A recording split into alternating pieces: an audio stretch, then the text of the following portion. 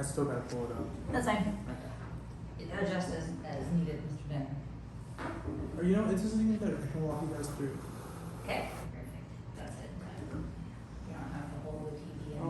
Yeah, we do have the whole TV in there. I can see a white strip from the wall. But I mean on the top of the TV. Oh, so it makes sense. There we go. Oh, well done. Okay, so this right side is my terminal, which is basically like the raw directions to the computer. There we go. Okay.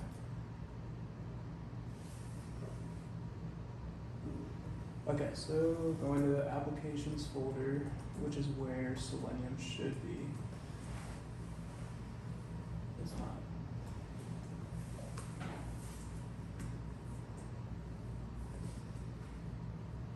Oh, okay.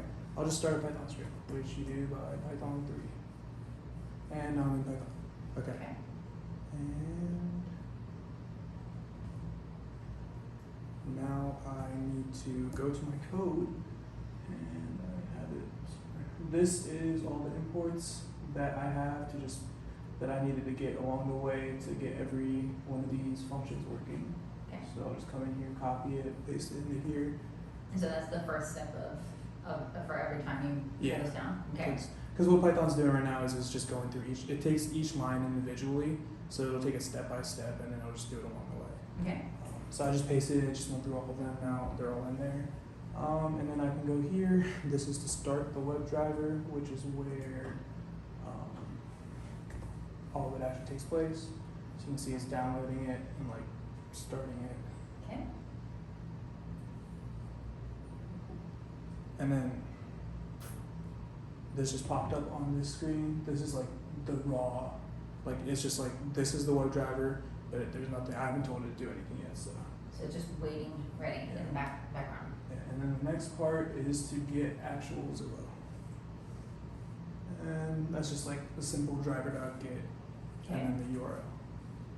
And it should have popped it up right here. So now Zillow is running in our program. Okay.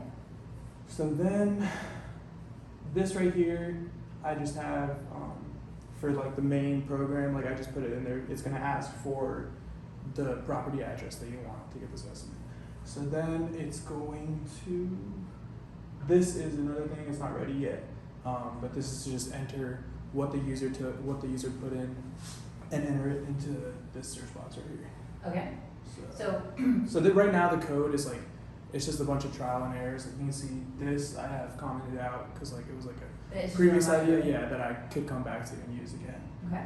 So right now you're instructing the driver to find the element that is XPath and search box dash. So yeah, so input. this is the Got it. And the key is the address. And you already named the address as the key? Oh, that's the key. address is the variable that I have, which is what the user will have entered. Okay. So that's what it's going to be. So send keys is just sending those like individual keys into the search box.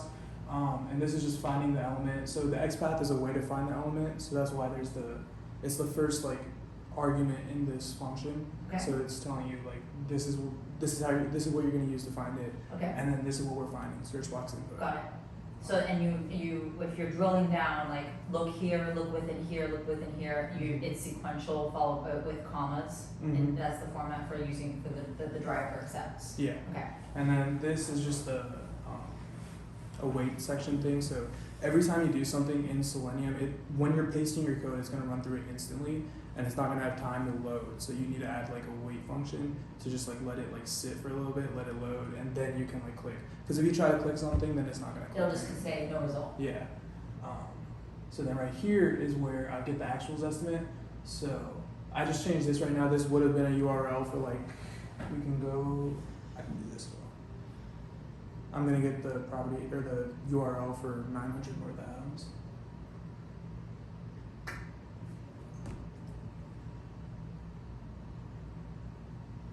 I'll just get this, copy it, and then go in here, try to get, oh, that's in there. That would be so confusing. Okay, so that's new.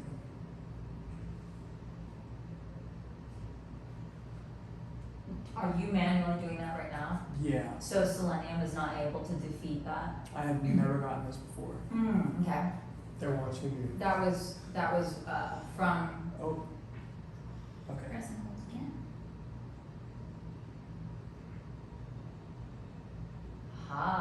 alright, so they have a pretty sophisticated anti-API, technology going right now. Yeah. Either that or there's some, you've encountered a glitch.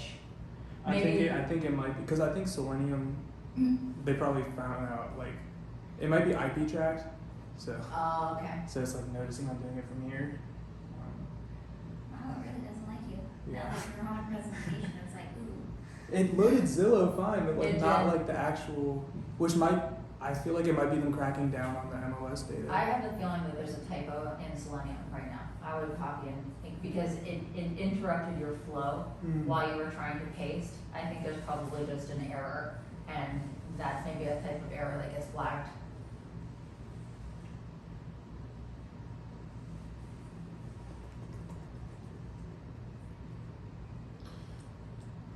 Well, if you just copy and paste all of that into a search bar and see what happens. Yeah. They're probably just flagging the fact that the whole thing is going in as opposed to just an address. Yeah, we could try that. Yeah, but I copy and paste that kind of thing all the time. No. I think it's because it figured out it's running on the virtual one, because you can see it's saying it's being automated by Tesla. It's always the first time that's very slow, and then the rest are.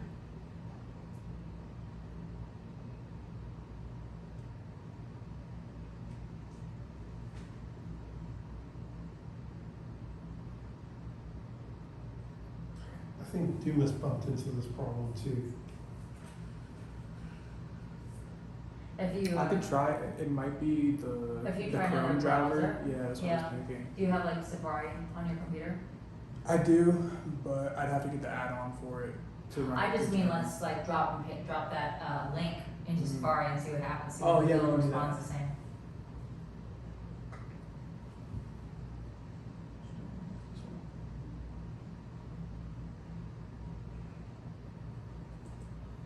Wow, that took them no time to hunt you down.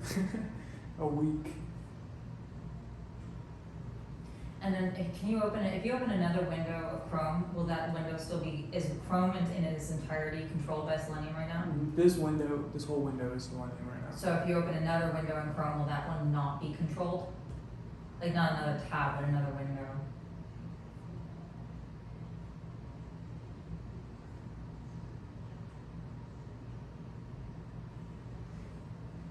Let's do this.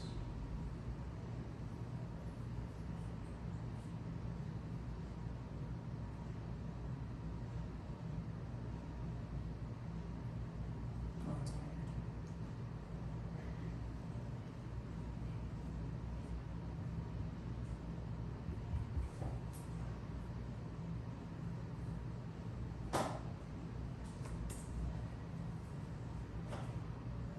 here. Is that Chrome? Yeah. Oh, okay, alright, so it wanted to do it, so it'll give it to you, but it won't give it to you through Selenium right now. So I could try switching like what I'm using. Like I had Chrome driver in Selenium, so I could try and find a different version of Chrome driver, maybe. I mean, maybe that's what's giving you away. Yeah. So let's before we throw in the towel, let's go back to your Python window or your Selenium / Python windows. And get to so it's like can we scroll all the way to the left on Selenium and just like so that you can read the With beginning the of code? Well, yeah, because there's like a sidebar open, and so we can't see all of your, like, there we go. Okay, so right now, you're telling it to find, like, you're telling it where to go, which is XPath, and then from there, go to this website, and then named, the variable rent estimate equals rent estimate.text. So this is taking the Zestimate variable. When it gets when it gets that element, it's not going to be in like a numerical form. It's going to be like binary. So this just converts it into actual readable text, like that it was. Okay, so where you've gotten to is, so hashtag uses, is that a note to yourself? Oh, When yeah, you start with that's hashtag, that's a yeah. note, okay. And then, print, okay, Ren's estimate is, and so then, get the current URL to extract the ZPID in order to move to the next property. But it's not, Yes. Oh, that was in, so like, it's just like once I get one, now I'm moving on to the next. So this is where the text box thing would come in that I had up there. It's just all jumbled about. okay, So, so what it would do is just getting what the URL is right now, and then you're getting the ZP. So this was like the part to get the ZPID, and then I'd use that with the Excel sheet, because I'm getting the ZPIDs and putting them into an Excel sheet.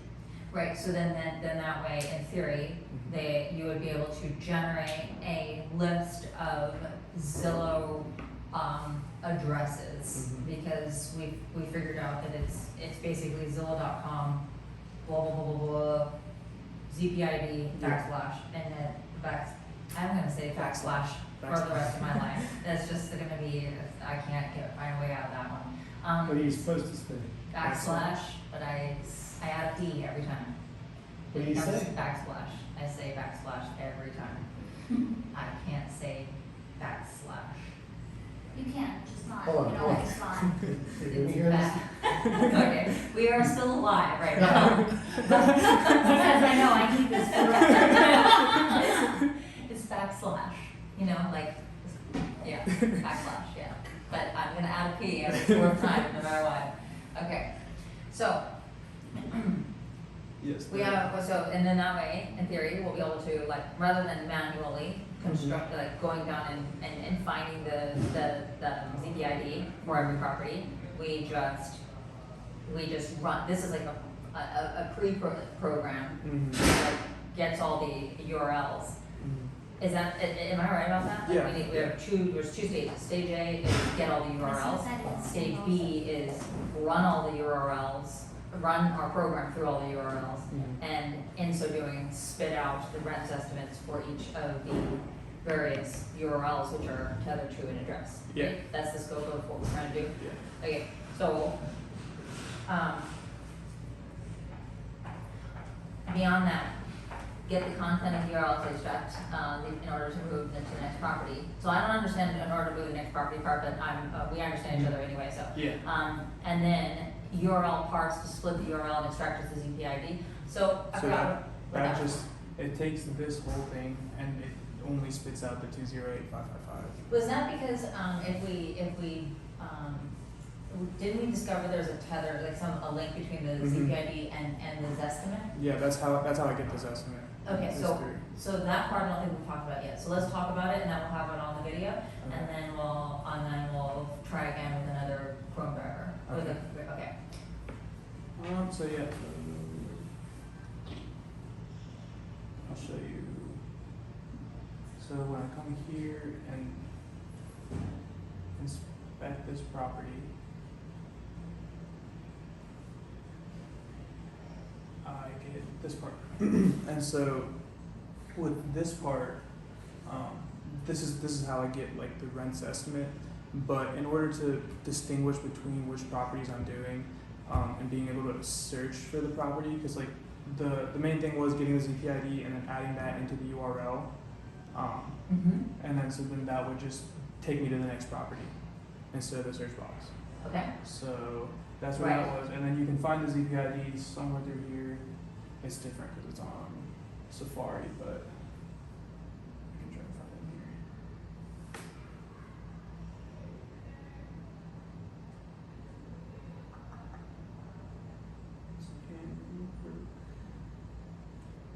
I'll just search for it.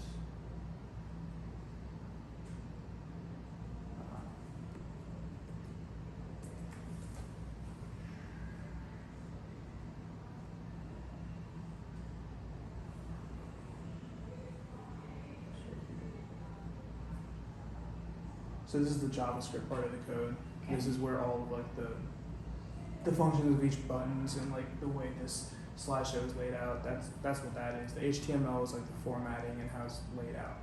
So ZPID, this is where the ZPID is mentioned because they use it in their own code. So I can do the XPath thing with the ZPID and then put that into my program and then have it label it with that ZPID corresponds to this address and it has this estimate.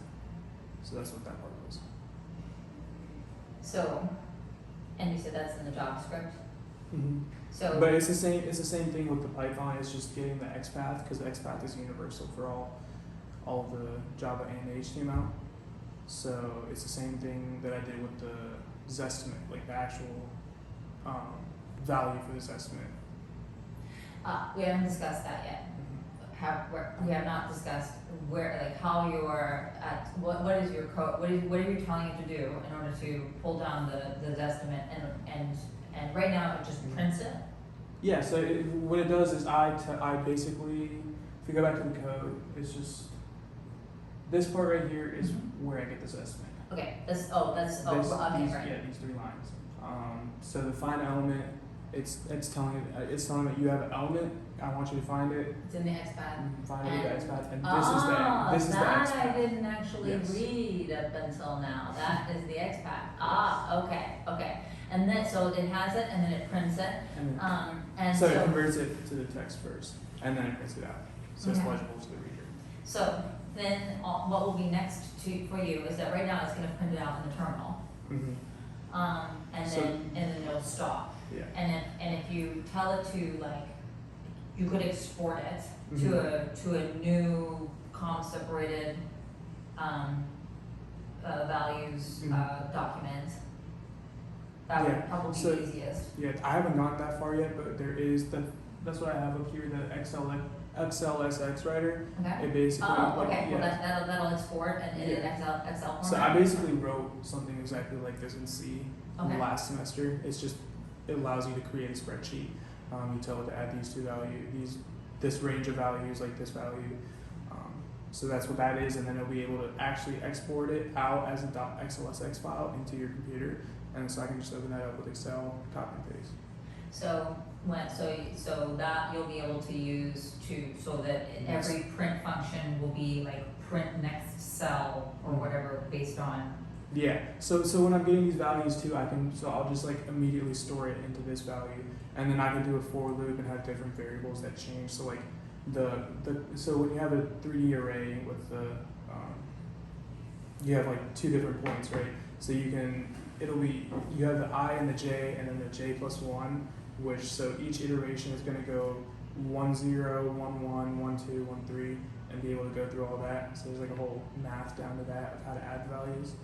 So that's not too hard. That's like the final step of just like creating the for loop and getting everything running in the order it's supposed to be. So right now it's just figuring out what I need to get done, and like how to get it done. And then at the end it'll be.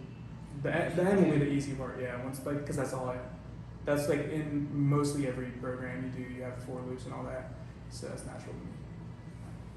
You've made excellent progress. Well done. Okay. Thank you. Good job, Zayan. You're welcome.